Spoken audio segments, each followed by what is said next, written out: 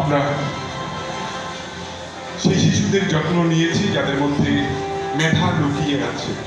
মেধার পরিচর্যা করতে হয়, তবেই বিকশিত হয়। পরিচর্যার ক্ষেত্রে বহু প্রতিবন্ধকতা থাকে।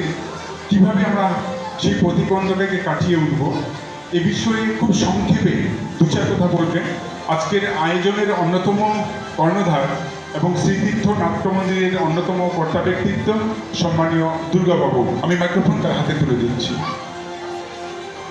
নমস্কার সবাইকে। খুব গরম, অনেক সময় অতিবাহিত হয়ে গেছে, আমি খুব বেশি কথা বলবো না।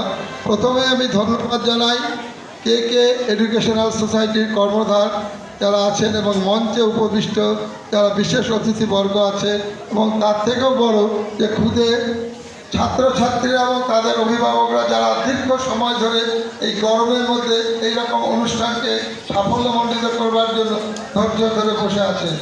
তো আমার আজকে কত জিনিসই না আমাদের অজানা থাকে, আমরা জানতামই না যে কে এডুকেশনাল সোসাইটি সমাজের এই